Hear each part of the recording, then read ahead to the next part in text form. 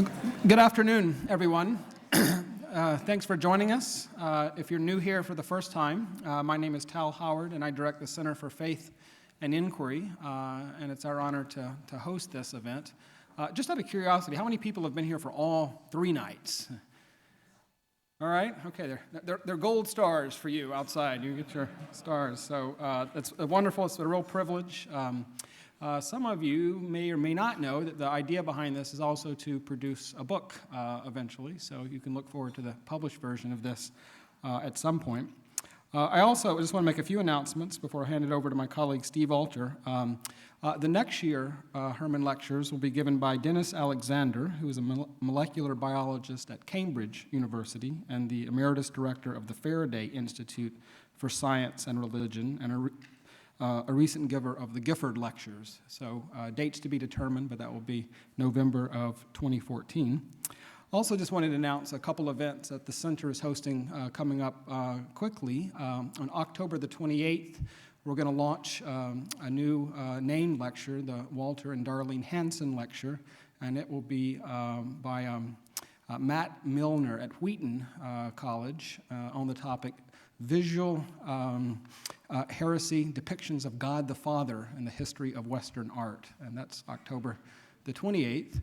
And then my colleague at Notre Dame, Mark Knoll, and I are directing a project on how ought one commemorate the Protestant Reformation at its 500th anniversary in 2017, and we're going to host a conference November 14th through 16th on this question, and a number of scholars will be here for that. So information about this and other events is outside, including just a little card if you want to be on our email list to get periodic notifications.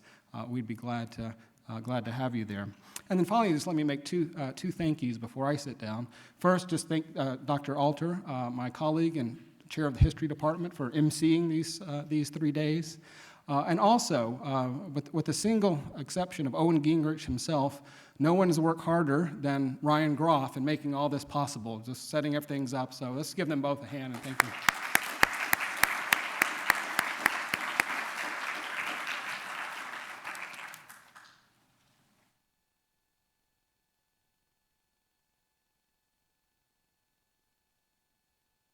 Good afternoon. It's a pleasure to welcome you once again to the Robert Herrmann Lectures on Faith and Science, which is sponsored with the generous help of the John Templeton Foundation, to which we are very grateful. The purpose of the series is to honor Dr. Bob Herrmann for both his career as a biochemist and his pioneering work in addressing many of the big questions surrounding the interface of science and religion. Bob and his wife Betty are here, as always, right here.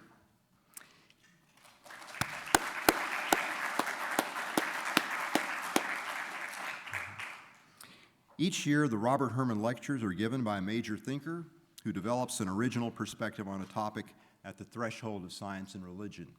Our format for today will be the same as the past 2 days. The main presentation will last approximately 45 minutes, followed by a 10-minute response. Then we invite the audience to a time of question and answer, and we aim to finish shortly before 6 p.m. Our response today is from Ted Davis, who is professor of the history of science at Messiah College in Pennsylvania.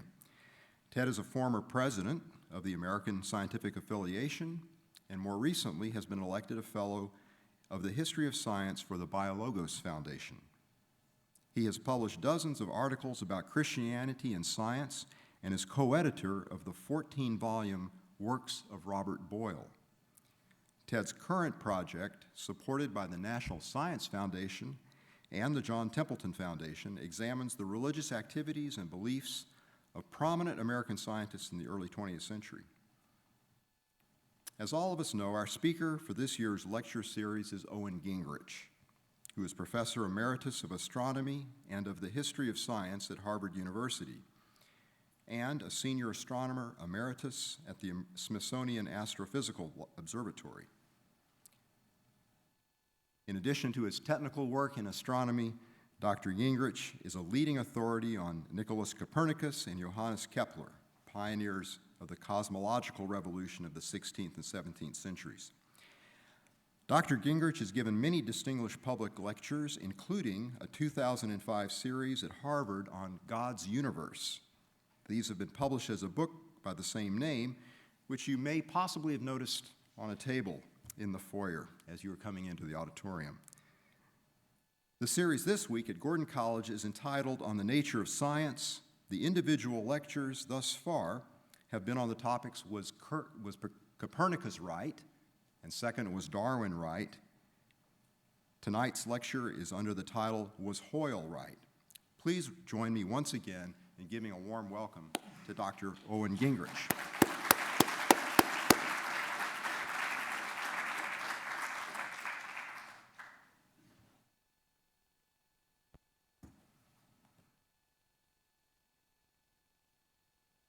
Well, it's certainly an added bonus for me in giving these lectures to have each time in the audience Bob and Betty Herrmann, who are longtime friends, and we have collaborated, had lots of adventures all across the country with the ASA, talking about science and religion. I never met Copernicus, but I did have the unusual privilege of attending his funeral. This occurred in 2011, when his bones were reinterred with suitable pageantry at the Frombork Cathedral in northern Poland. Likewise, I never met Charles Darwin, although I feel some indirect kinship with him every day when on my way to my observatory office, I pass the house of Asa Gray, his leading American correspondent and supporter. But Fred Hoyle, the quintessential outsider and the pivot of this third lecture, I met repeatedly. Nevertheless, I was young and junior then, and today I can think of tough questions I never asked him. In this series on the nature of science, I have argued that what passes as acceptable science depends on the coherency of its picture of the universe writ on a very large canvas. And that canvas includes resonance with a broader cultural milieu. My late colleague, Stephen Jay Gould, proposed what he called non-overlapping magisteria as a way to solve potential conflicts between science and religion. They can be friends, he argued, if they stayed out of each other's domains. In some respects, this is a good idea, but the reality is that the magisteria overlap in powerful ways that may not seem obvious to the participants. This afternoon, I propose to speak to two contemporary arenas where the players themselves seem unaware of the outside assumptions they are bringing into their science. I call it metaphysics, which literally means beyond physics, because unwittingly, their assumptions have come from a magisterium lying beyond physics. I've chosen Fred Hoyle as a modern archetype because he wrestled with some of these issues even though he was only peripherally involved in the two areas I will later discuss, multiverses and, very briefly, intelligent life on other worlds. Fred Hoyle was born in 1915 in the countryside of West Yorkshire, eloquently described in the novel Wuthering Heights. In 1933, he entered Emmanuel College, Cambridge, coming from an impoverished family background and with a distinctly non-U Yorkshire accent. And 39 years later, left Cambridge in a misguided huff. But in between, he ascended into the highest ranks of British science, becoming vice president of the Royal Society and president of the Royal Astronomical Society, and almost single-handedly returning Britain to the top echelons of international theoretical astrophysics, and setting it on the path toward excellence in observational astronomy. It's a stirring story, worthy of Charles Dickens, of an inquisitive, rough-hewn lad making the grade in the tightly traditional world of Cantabrigian academia, yet with the depths of a Greek tragedy where the flawed hero finally becomes an outcast. Fred Hoyle first came into my purview in 1950 when, as a young editorial assistant at Sky and Telescope magazine, I read about Hoyle's The Nature of the Universe in a scathing review written by Frank Edmondson of Indiana University. I learned there that Hoyle was a proponent of a dubious steady-state cosmological theory in which the universe had lasted forever with no beginning. But I did not then discover that he had just invented a derisive term, Big Bang. The last time I saw Fred was at the American Philosophical Society in Philadelphia in November 1981, when he had come to sign the roll book of this venerable American academy. Meanwhile, I had occasionally seen him in the English Cambridge or at international meetings. The genesis of Hoyle's popular book that first made him famous was a series of 7 radio talks given on British broadcasting in 1950. Today, that book, The Nature of the Universe, seems oddly dated. Nevertheless, it's still of note for its 2 most controversial chapters, one on the steady-state cosmology, and the final one with his hostile remarks on traditional Christianity, seen as gratuitous by his critics. Let me first give some historical context to the state of large-scale cosmology in 1950. Curiously, modern cosmology was stillborn with the work of Isaac Newton. Imagine a universe with stars sprinkled through space, each a gravitational attractor. Unless the stars are carefully placed so that the gravitational attractions on each star are carefully balanced out, the whole thing will fall in on itself. The entire universe would be intrinsically unstable. Displace one star slightly, and there will be more gravitational attraction on one side than the other, and the imbalance will generate an increasingly rapid runaway collapse. It's no wonder that cosmology was dead at its birth. Now, fast forward to the 1920s, with Einstein's general theory of relativity, a new theory of gravity. And here the same problem was repeated. In order to prevent his theoretical universe from collapsing in on itself, Einstein was obliged to introduce a repulsive term into the mathematics, a cosmological constant to keep his mathematical universe stable. However, unknown to Einstein, the universe was not a vast distribution of stars, but of distant galaxies, a fact established by Edwin Hubble in 1924. And then, by 1928, the work of Abbé Georges Lemaitre and Hubble showed that the galaxies were rushing away from each other in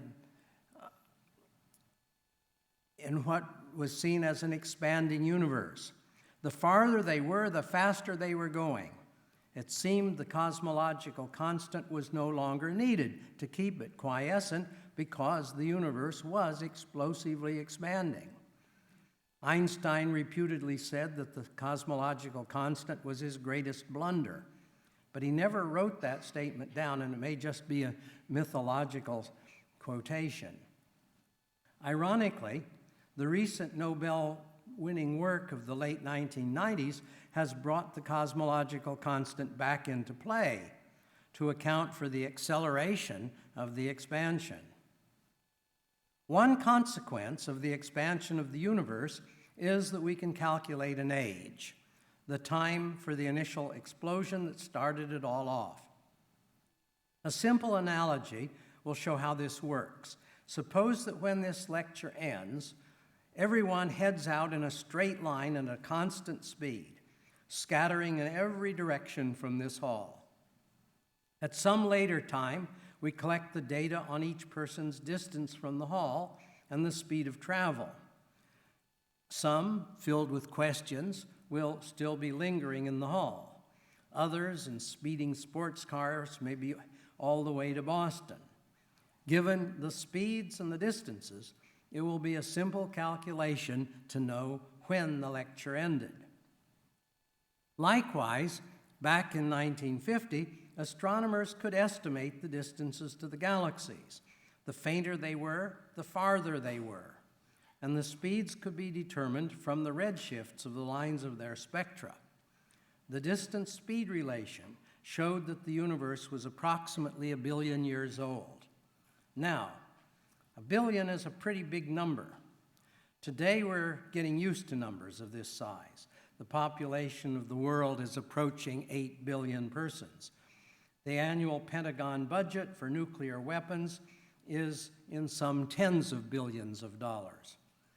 To count to 1 billion, a number every second, day and night, would require 31 years. But 1 billion years didn't seem like long enough time frame to account for the ages of the oldest rocks or for some of the astrophysical processes to take place. This was very awkward, having a universe younger than its parts. Well, one way out of this dilemma was to consider a cosmology with no beginning. In his book, The Nature of the Universe, Fred Hoyle contrasted this idea with the older ideas from 1920s and 30s. Quote, "One of them is distinguished by the assumption that the universe started its life a finite time ago in a single huge explosion. This Big Bang idea seemed to me to be unsatisfactory, even before a detailed examination showed that it leads to serious difficulties." Unquote. That statement was the very first use of the expression Big Bang. Hoyle did not say that a principal reason the Big Bang model was unsatisfactory was that it was too much like the Genesis account of God saying, "Let there be light," although I suspect that this was not far from his mind and those of his colleagues who came up with the idea of continual creation. Now, the starting simplification of any mathematical cosmology is to assume a homogeneous distribution of matter, that is, all stars and galaxies smoothed out into some uniform density. The working assumption was called the cosmological principle. Hoyle's colleagues, Hermann and Tommy Gold, two refugees from Europe who had worked with Hoyle during the Second World War, proposed that there should be what they called the perfect cosmological principle, namely that the universe should be not only homogeneous and uniform in space, but also in time. But how could that be? If the universe was expanding, the matter should be getting thinner, and the density should drop, so the universe would not have a constant density in time. But suppose that somehow hydrogen atoms were being spontaneously created, so to say, in the cracks of the universe, just enough to keep the density constant. As Hoyle pointed out, the average rate of appearance of matter would amount to the creation of 1 atom per year in a volume equal to St. Paul's Cathedral. Hoyle's radio talks not only highlighted a variety of his own speculations that were far from being widely accepted, including, of course, the so-called steady-state cosmology maintained by continual creation, but also a final personal view that threw down the gauntlet to fundamental Christian beliefs. Quote, "Here we are in this wholly fantastic universe," he remarked, "with scarcely a clue as to whether our existence has any real significance." He went on to say, "It strikes me as very curious that the Christians have so little to say about how they propose eternity should be spent. Now, what Christians offer me is an eternity of frustration." He added that he thought 300 years would be enough. British Broadcasting asked several persons to respond to Hoyle's provocative remarks, including Dorothy Sayers, who was probably better known as the author of the Lord Peter Wimsey Mysteries than as a Christian apologist.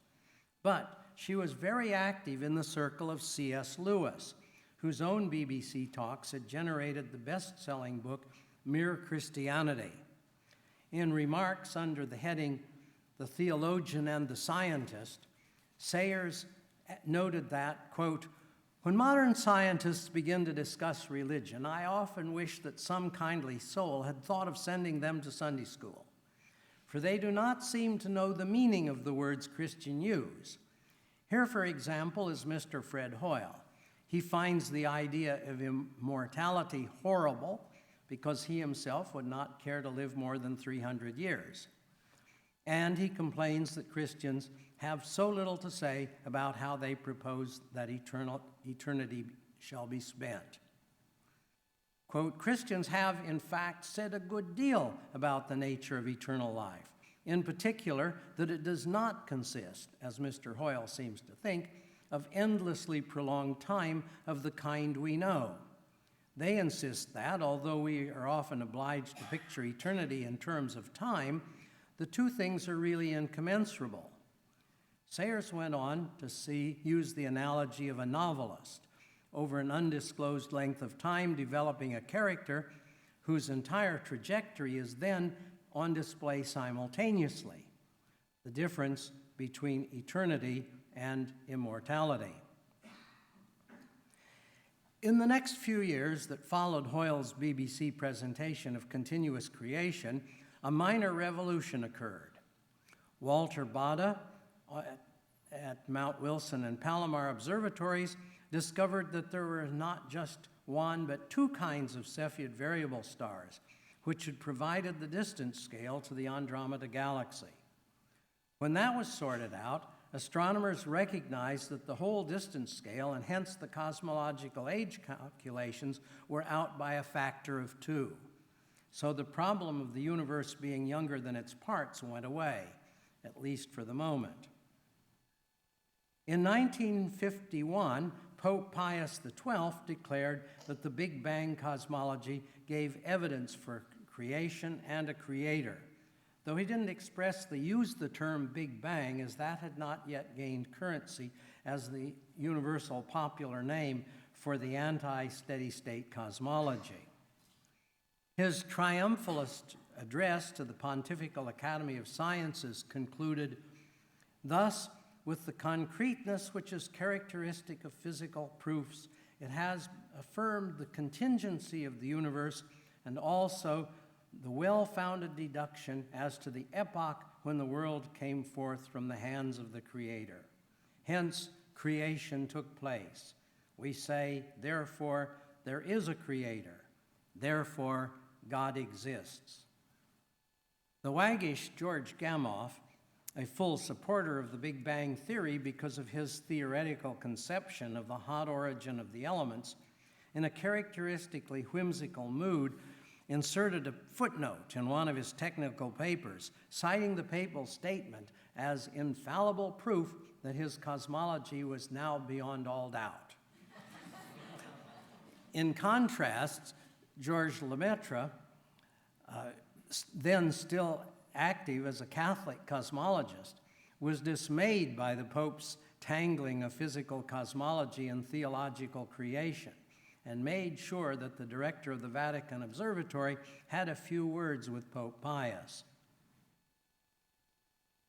In any event, from the atheist's point of view, the papal statement was like pouring gasoline on the smoldering controversy. The 1950s saw the development of radio astronomy, and with the discovery of celestial sources emitting radio noise, originally called radio stars, and later realized in many instances to be from distant quasars, there was a fearsome ideological controversy between Fred Hoyle and his fellow Cambridge scientist, radio astronomer Martin Ryle, about the cosmological significance of the data that was pouring in. Indeed, there were genuine problems with some of the earlier data, but it eventually became clear that the observed universe was not homogeneous in time. Rather, it was a universe with a history. The more distant the observations, the earlier the time frame, and looking outward in both space and time, there was an epoch when quasars flourished, far more abundant than they are now. And out beyond that, going back in time, there was a sparsity of quasars. And then came the crowning blow, the discovery in 1965 of the so-called microwave background radiation, the evidence of the primordial fireball from which the universe sprang. It was time to give up. Fred Hoyle was wrong. And in September 1965, in a lecture to the British Association for the Advancement of Science, he announced that he had erred, lovely as the continuous creation scenario had seemed to him. Steady-state cosmology was dead. But the steady-state cosmology had posed an interesting problem that did not go away when that cosmology had died. And it is Fred Hoyle's key contribution to its solution that keeps his name high in the annals of 20th century astrophysics. If hydrogen were continually being created in the cracks of space, where did the heavier elements come from? In the alternative Big Bang cosmology, were the more massive elements produced in the intense nuclear cataclysm of the initial few minutes? The physicist George Gamow had proposed such a scenario, but detailed calculations failed because of a lack of a stable mass 5, seemingly required as a stepping stone for building heavier elements, such as carbon with a mass of 12 or oxygen with a mass of 16. Thus, from the Big Bang, only hydrogen, mass 1, helium, mass 4, and a tiny percentage of lithium was produced, so that the path to the heavier elements remained a mystery. Then, in 1952, Edwin Salpeter showed an alternative route that could take place over long periods in the hellishly hot interiors of evolving giant stars. But when Hoyle examined the process theoretically, he realized that it was too slow to produce the amount of carbon required for life on Earth. In tonight's lecture format, this afternoon's lecture format, I don't have time to explicate the unique and essential role played by carbon in the biochemistry of life. Because of its self-bonding properties, only carbon compounds can achieve the complexity required for living organisms. Only if the carbon atom had what is called a resonance level at exactly the right place to enhance the production of carbon would Salpeter's route work to get a suitable abundance of carbon atoms. Hoyle was at that time in Pasadena, so he suggested to Willie Fowler, a nuclear physicist, that he should look for the resonance level with the new Caltech accelerator. Fowler thought that it was a little crazy that this British theoretician could actually predict where a carbon resonance level would be, but he agreed to make the measurement. To his surprise, it fell exactly where Hoyle had calculated it should be. Without this highly placed resonance level in carbon and a comparable one in oxygen, carbon would be too rare to play the essential role in the biochemistry of life.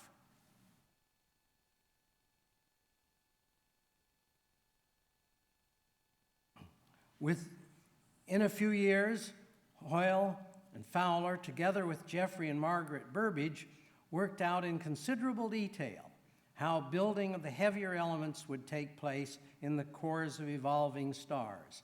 And in 1957, they published one of the most important astrophysics papers of the 20th century, which goes under their initials in alphabetical order, B squared FH. Here is the B squared, here is Margaret Burbidge, and over here is Jeff Burbidge, and here is Fowler, who did the measurements, and here is Hoyle sitting down there in the middle. And those of you who are extremely sharp-eyed will see yours truly standing in the back corner. This was a massive paper requiring months of work. It actually lies beyond the thrust of this afternoon's remarks, but it is an important example where Hoyle was right. Eventually, rumors flew that nothing had shaken Hoyle's atheism as much as his prediction and subsequent discovery of the resonance state of the carbon nucleus, which makes possible the substantial abundance of the element and consequently the possibility of carbon-based life in the universe. From time to time, I have sat with Fred, generally discussing one historical issue or another, but I never had quite enough nerve to ask if his discovery had shaken his atheism. But here is what he wrote in the November 1981 issue of the Caltech Alumni Magazine, and I quote, "Would you not say to yourself, some super-calculating intellect must have designed the properties of the carbon atom? Otherwise, the chance of my finding such an atom through the blind forces of nature would be utterly minuscule." Of course you would. A common-sense interpretation of the facts suggests that a super-intellect has monkeyed with physics as well as with chemistry and biology, and that there are no blind forces worth speaking about in nature. The numbers one calculates from the facts seem to me so overwhelming as to put this conclusion almost beyond question.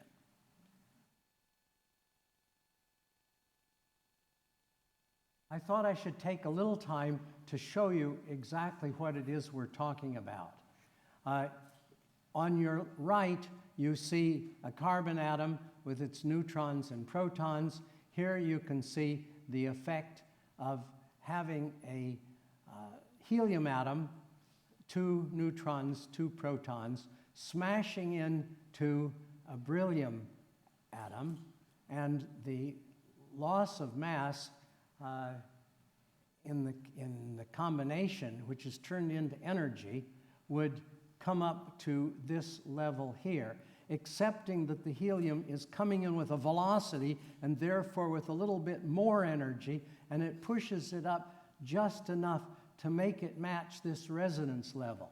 Those resonance levels are like your FM radio, and you're going down the dial, and periodically you hit a resonance point where a station is coming in, and then in between you've just got static. That's one way of talking about resonance. Now, here is the situation that once you've got a carbon atom, and there's still a lot of helium around in these supergiant stars in their hot cores, the helium atom smashing in has an energy loss that will go up a little bit higher, you see, because of the velocity of the helium coming in, and it's just above the resonance level. And if it comes in with even more velocity, it's even more difficult. If this resonance level had been just a tiny bit higher, almost all of the carbon would have been converted into oxygen in the interiors of these stars, and we simply would not have this abundance, carbon being the 4th most abundant element cosmically. Well, that gives you a little bit of an idea of what we are talking about when we say that this is fine-tuning. The fine-tuning is that those resonance levels are very critically set so that we end up with this carbon. As astrophysicist Paul Davies has put it, the little bear's porridge was just right. The precise positioning of these two levels are examples of what is today referred to as fine-tuning. In the final decades of the 20th century, cosmologists became increasingly aware of and puzzled by the fact that a number of the physical constants of nature seem singularly tuned to allow for the existence of intelligent life on Earth. Even small alterations in the ratio, for example, of the kinetic energy in the Big Bang explosion to the gravitational potential energy of the rest mass then created, a result sometimes referred to as the flatness of the universe, would disrupt an array of physical processes so that stars and galaxies would not form. The Astronomer Royal, Martin Rees, has called this the most remarkable feature of our universe. A decade after his famous statement on the absence of blind forces in nature, Fred Hoyle expressed much the same view in a closing discussion on the origins of the universe and the origin of religion. And I quote from him again, "The issue of whether the universe is purposive is an ultimate question that is at the back of everybody's mind." And Dr. Ashen, who is leading the seminar, has now just raised exactly the same question as to whether the universe is a product of thought.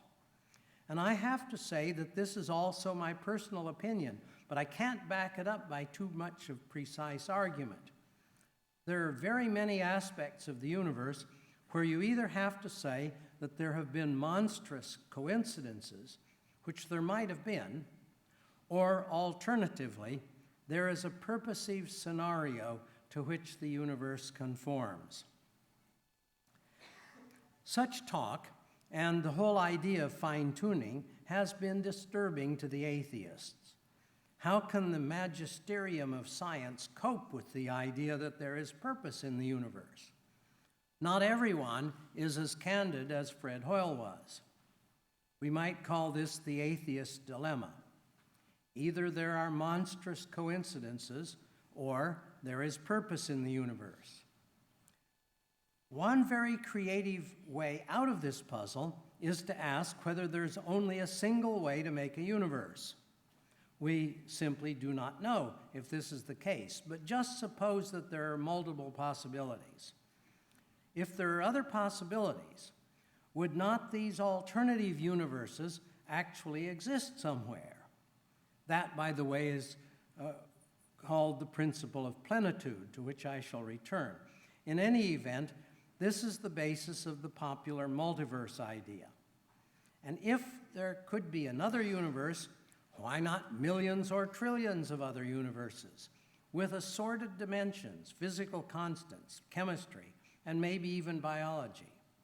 Now, if in this cosmic roulette just one or a few would occur with just the right parameters for life, apparently the fine-tuning, then necessarily this is the one in which we would be found, because that would be the one that had the right conditions. So naturally, all the fine-tuning would have to be just right, or we wouldn't be here to think about it. In all those accidental universes, ours included, blind random chance rules. There is no purpose, and that is that. Case settled. Or is it? As originally proposed, the multiverses were in their own separate spaces, totally disconnected from each other, and thus from the other universes would remain totally unobservable from our own universe. This arrangement seems so far beyond physics that I call the whole idea metaphysics.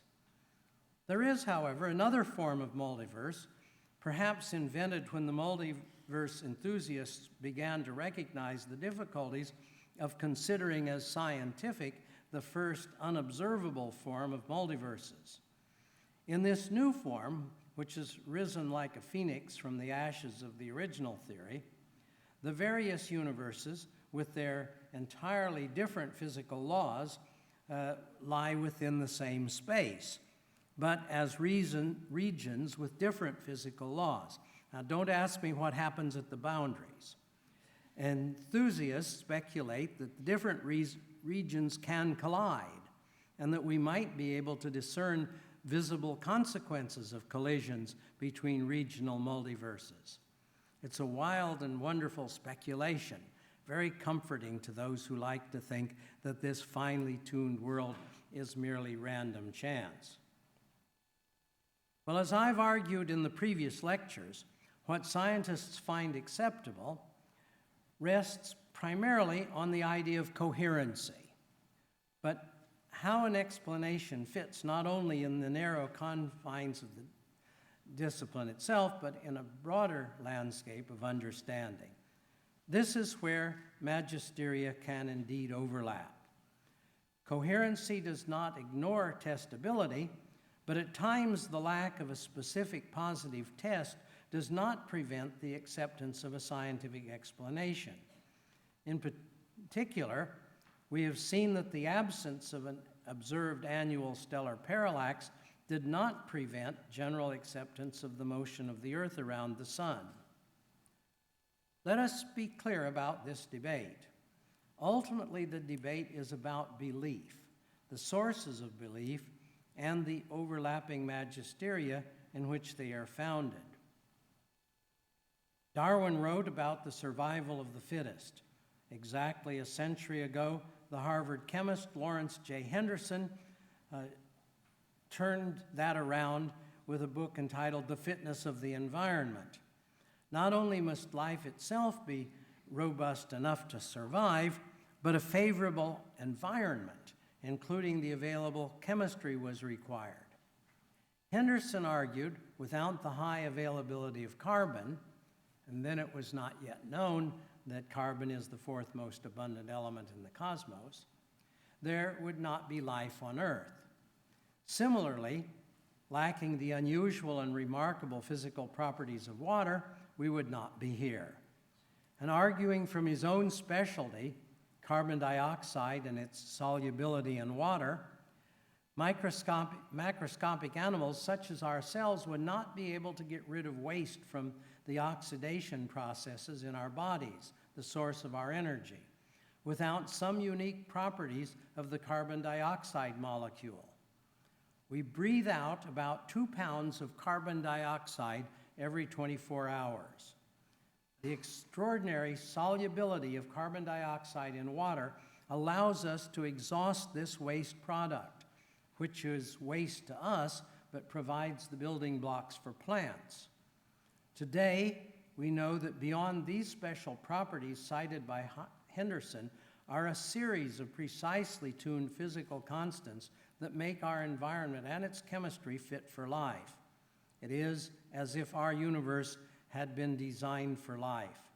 Somehow, in the words of Freeman Dyson, this is a universe that knew we were coming. The great flourishing of modern science has been built on efficient causes, how things work, deliberately suppressing the final causes, the why things work as they do, so favored by Aristotle.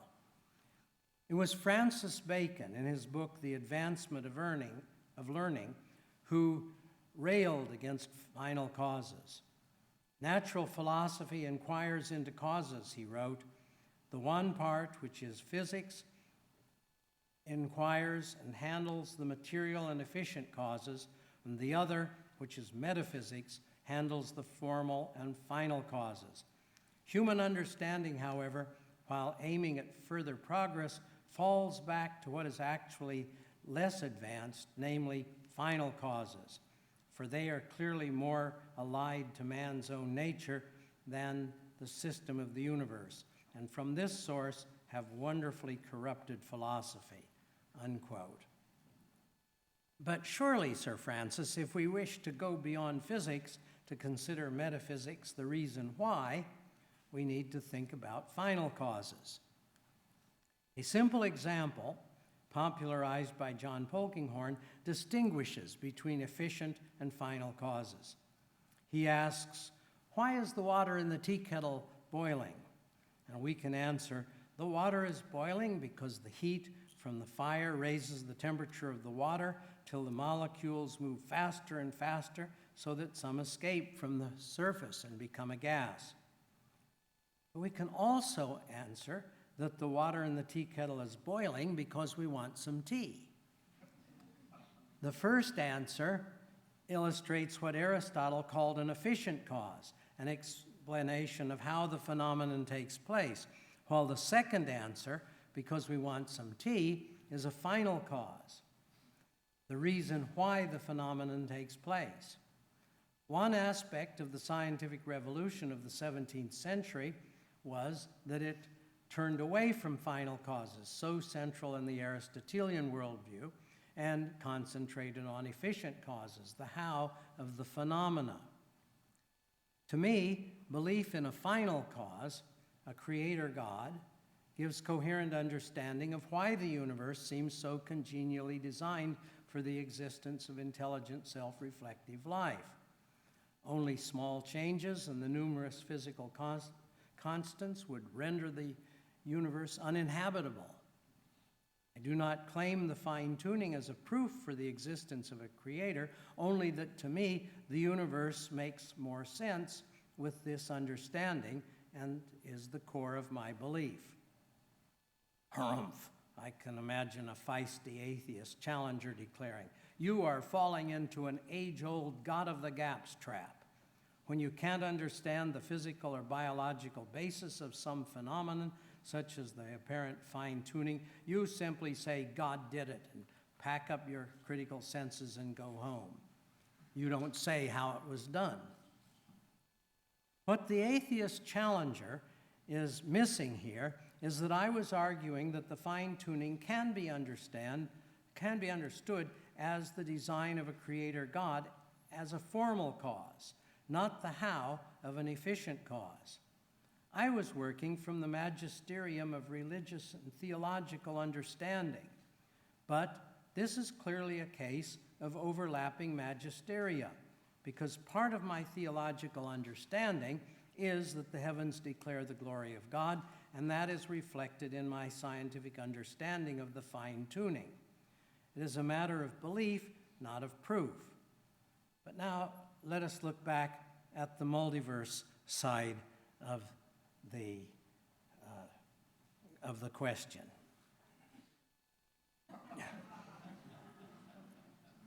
George Ellis, a cosmologist at the University of Cape Town and a leading critic of the multiverse theory, quotes Scientific American columnist Martin Gardner, who says, "There is not the slightest shred of reliable evidence that there is any universe other than the one we are in.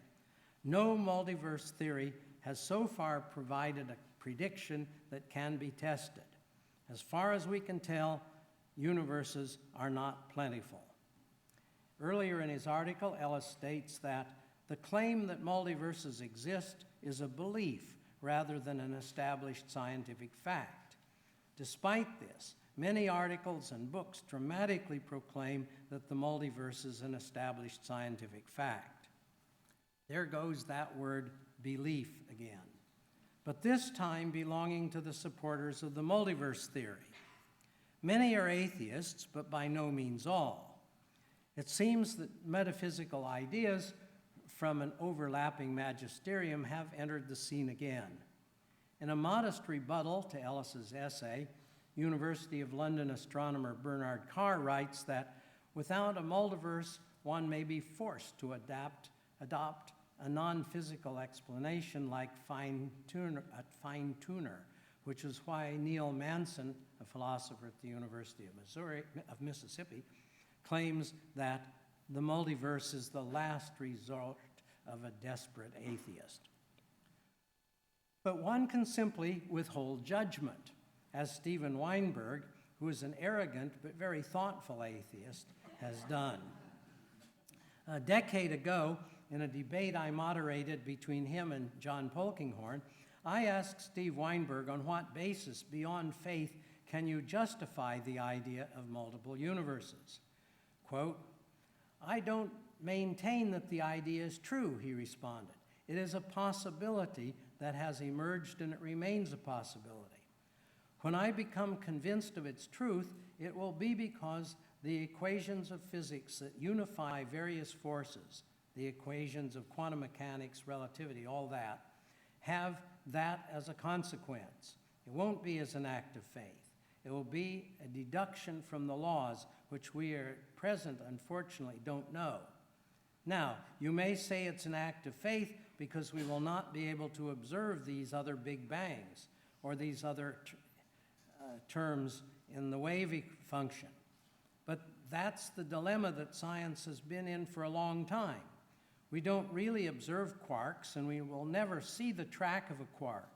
And yet we believe in quarks, because the theories that have quarks in them work. And in the same way, if we come to that, and we have not yet come to that, We will believe in these other big bangs or these other terms of the wave function because the theories in which they appear work.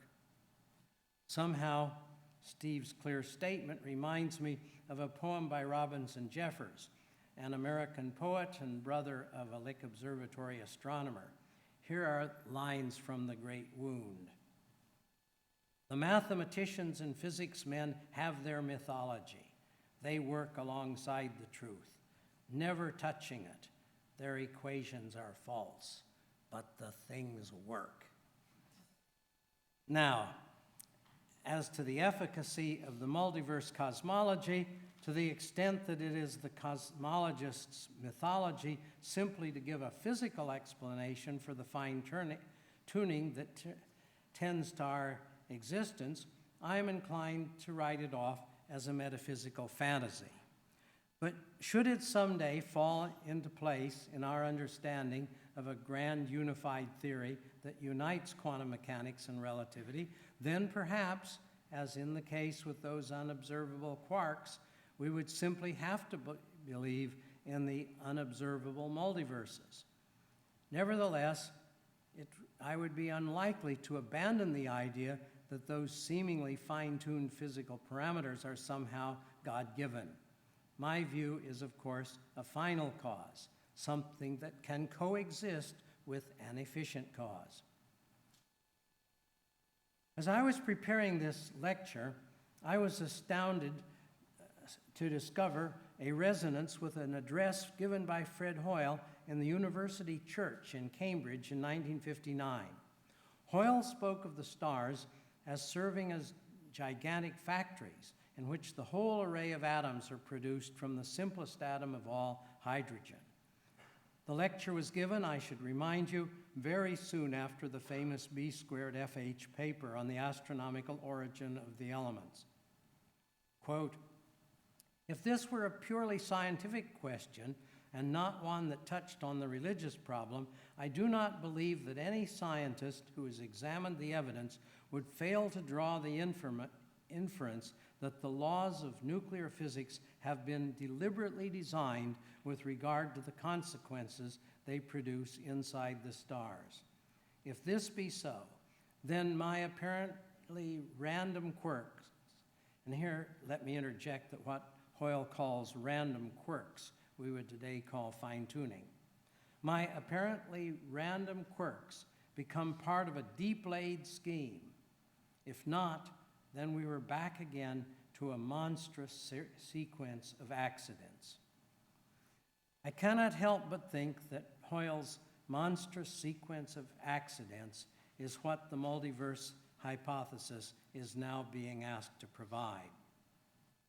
Fascinatingly, Hoyle's very next paragraph begins, "There's an interesting similarity between this whole inorganic problem of the origin of the complex atoms and the problem of the origin of life. In both cases, we have matter evolving from simpler to more complex forms in accordance with the laws of physics and chemistry. Suppose for a moment you are designing the laws. How much more subtle to make the origin of life implicit in your design. How crude to be obliged to make a gross rectification of your own mistakes." Hoyle's remarks reminds us of a comment made by the Anglican minister and essayist Charles Kingsley after he read Darwin's Origin. Quote, "We always knew that God was wise, but he was even wiser than we thought to make a world that could create itself." As I mentioned yesterday, Darwin was so pleased with Kingsley's reaction that he added, anonymously, the cleric's opinion in the second edition of The Origin, which followed quickly on the heels of the 1859 initial publication. Hoyle himself went on to advance the hypothesis that the laws of science have been designed to promote the origin of life. Hence, quote, "Hence, if life is part of a deliberate plan, so must the origin of physical conditions be. But my object is not to arrive at any complete conclusion. It is to give you a very brief outline of the way the scientific inquiry can be brought into relation with religion, unquote. So that with this as a pointer, let me turn to a few remarks on the current state of the search for habitable planets beyond our own solar system. The principle of plenitude, which goes back to Plato, asserts that everything that can happen will happen eventually. It was discussed by theologians such as Augustine and Aquinas, and today seems implicit both in the ideas of multiverses and also guides much thinking on the question of intelligent life beyond the solar system. That is to say, if the conditions are right for intelligent life on a distant world, then the principles of plenitude say that eventually there will be intelligent life on that distant world. The Copernican system made the Earth into a planet, and by implication the other planets became worlds, possibly inhabited worlds. The sun became a star, and by implication other stars might have planets, and by the principle of plenitude the planets might be inhabited. Thinking such thoughts about other inhabitable planets was one of the many reasons why Giordano Bruno got into trouble with the Inquisition. There are scattered allusions in Kepler's writings that he accepted the notion of inhabitants on other planets. For example, he wrote, "Our moon exists for us on Earth, not the other globes, but the 4 little moons that exist for Jupiter, not for us. Each planet in turn, together with its occupants, is served by its own satellites. From this line of reasoning, we deduce with the highest degree of probability that Jupiter is inhabited." 90 years later, the polymath Christian Huygens wrote in his Cosmotheorus a delightful trip through the solar system, and he speculates on the state of arts among the inhabitants of Jupiter and Saturn. Quote, "If their globe is divided like ours between sea and land, as its evidence that we have great reason to allow them the art of navigation. If they have ships, they must have sails and anchors, ropes, pulleys, and rudders." In other words, there must be hemp on Jupiter for the making of ropes.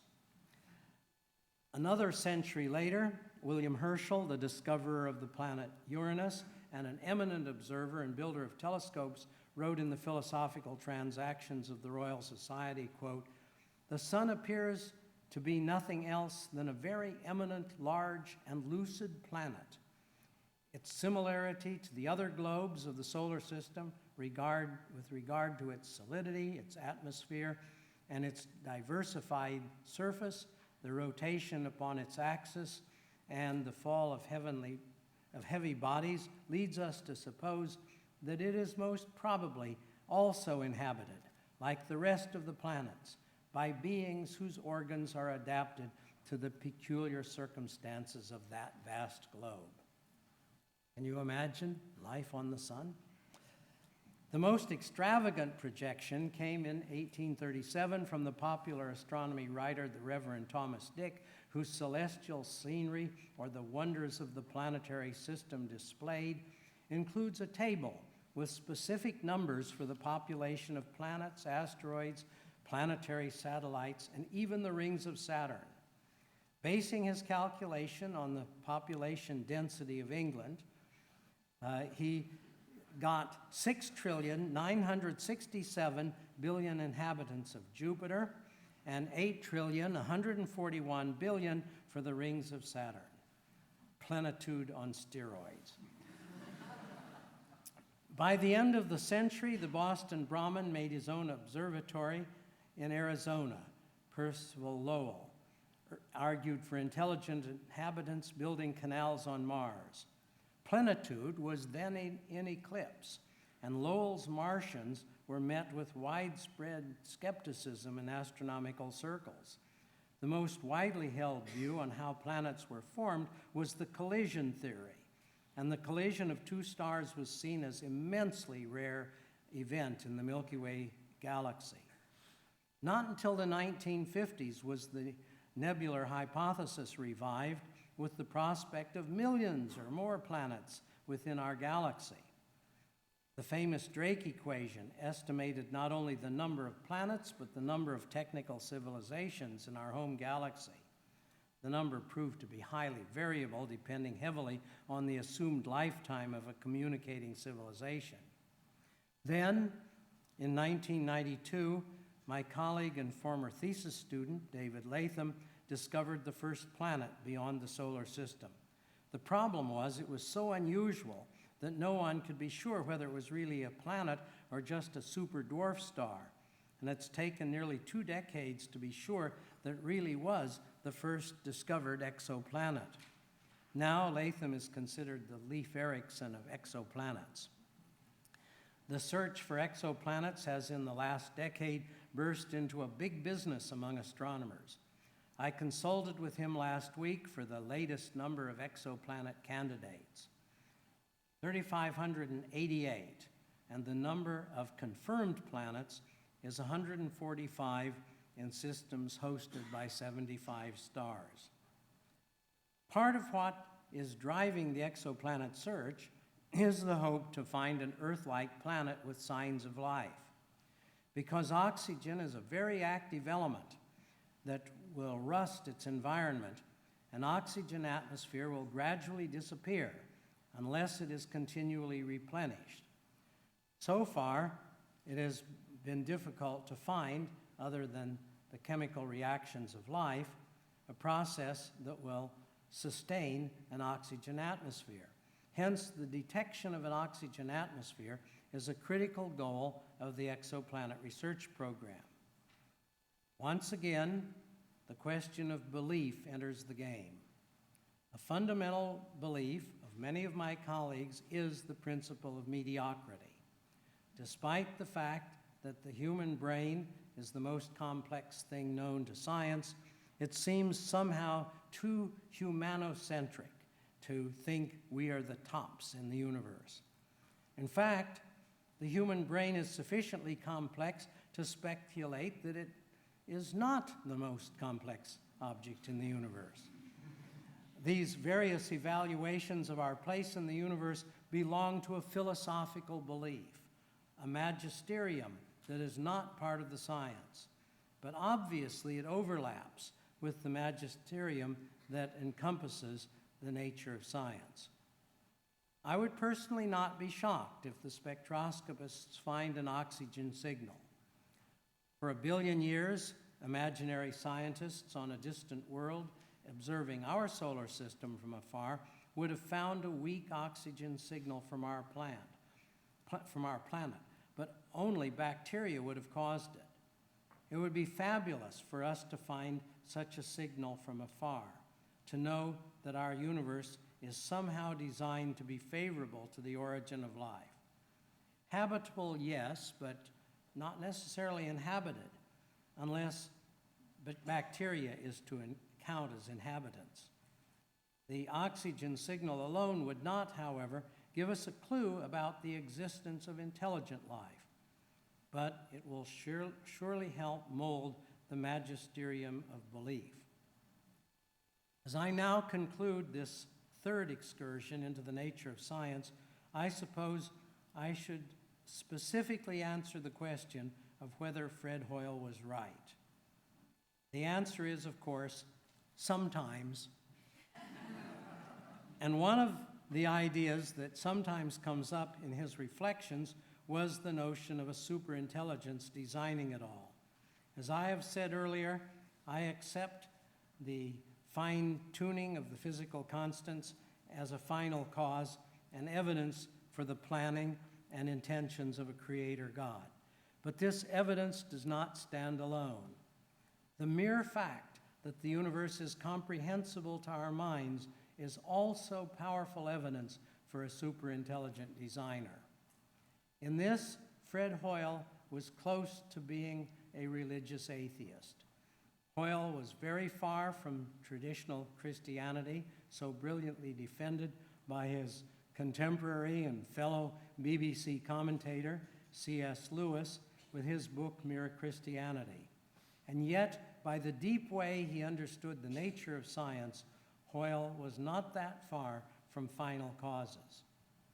And now, I hope that in these lectures, I have persuaded you that what is accepted today as science is commonly colored by personal beliefs, including our religious or our anti-religious sentiments. If someone tells you that evolution is atheistic, be on guard. If someone claims that science tells us that we are here by pure chance, take care. And if someone declares that the magisteria do not overlap, just smile smugly and don't believe it. Thank you.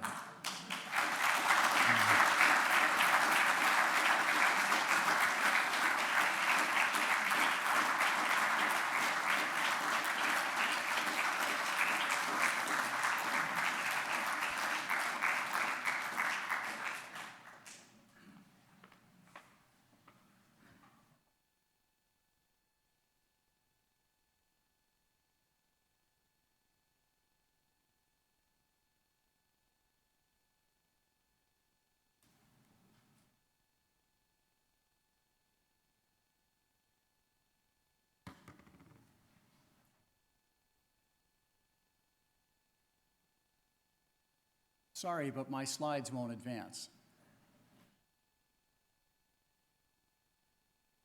Yeah, I've tried everything here. My slides aren't on that computer. They're on this. This one. Yeah, I tried that. And I tried this, and I tried my own remote, which worked earlier. Sorry.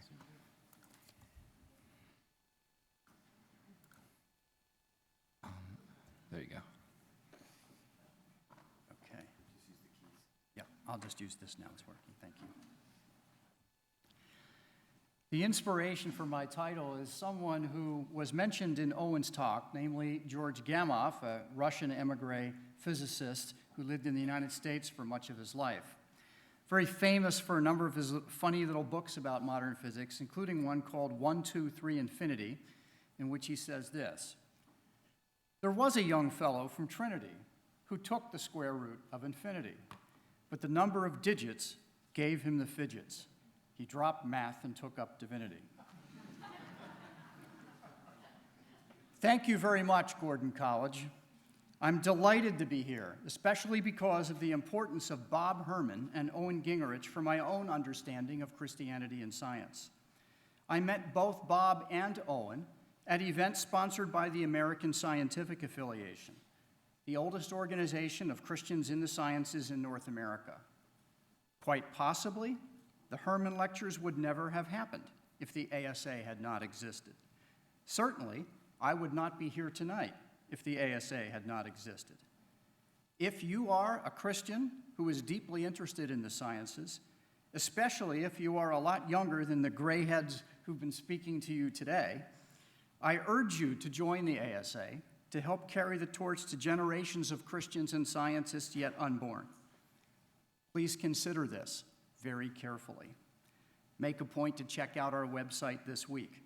Students can even join for free. End of commercial interruption. Professor Gingerich introduced us this afternoon to several of the best scientists of the last century, especially Fred Hoyle, who is perhaps best remembered today, ironically, for naming an influential theory that he didn't agree with. I mean the Big Bang, while his own pet theory, the steady state, is largely forgotten. My comments will introduce you to the greatest physicist of the 19th century, James Clerk Maxwell, a committed Christian whose work in electricity and magnetism was so important that physics departments today still teach courses devoted almost entirely to working out the details of his mathematical equations describing electromagnetic waves. Although Maxwell did not actually discover electromagnetic waves experimentally, he did predict their existence as a direct consequence of his theory. Now, Maxwell wrote many important books and articles, but perhaps his most famous piece he ever wrote is the article on ether, in the 9th edition of Encyclopedia Britannica, published in 1878, 1 year before his premature death at the age of just 48. Unlike many other libraries, Messiah College no longer owns that august collection of knowledge, so I borrowed the appropriate volume from another institution in order to shoot the photographs I'm showing you. When it arrived, I discovered to my chagrin that part of one page had broken off, taking part of Maxwell's article with it. It was, however, the only page in the entire volume of 858 pages to be marred in this way. That's not too surprising. It might be the most famous encyclopedia article of the 19th century on any subject, not only a scientific subject. I'm hardly the first person to read that article, and I won't be the last. At this point, you might just be wondering, what is this ether that Maxwell was writing about? Well, in his own words, it's a material substance of a more subtle kind than visible bodies, supposed to exist in those parts of space which are apparently empty. In other words, physicists in Maxwell's day still believed in a version of something originally proposed by Aristotle, the stuff heaven is made from, a fifth element, quintessentially pure and perfectly changeless, unlike any of the four other elements that make up everything below the sphere of the moon. Why did Maxwell still believe in something like this? A unique type of matter, filling all space in the universe. Why didn't he think that empty space is just, well, empty? Well, the answer is quite simple. Light is a type of wave motion, and waves require some sort of physical medium through which to travel. They can't travel through truly empty space, or so everyone assumed in Maxwell's day. Since the early 19th century, physicists had been doing experiments to investigate the properties of light, and by Maxwell's time, that was as settled as anything in physics can ever be. Light is a wave. Period. No doubt about it. But as Lord Salisbury wrote many years ago, if light is an undulation, then there must be something to undulate. In order to furnish that something, the notion of the ether was conceived, and for more than 2 generations, the main, if not the only function of the word ether has been to furnish a nominative case to the verb to undulate. Thus, the virtually unanimous default assumption was that ether must exist.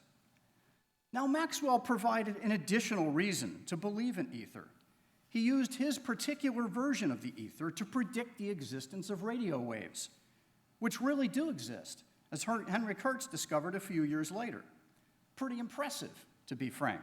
When theories make predictions that are later confirmed, scientists take that very seriously, and they should. Maxwell went even further, though. He also provided readers of the Britannica with some very specific information about the ether, its density, shear strength, and other physical properties.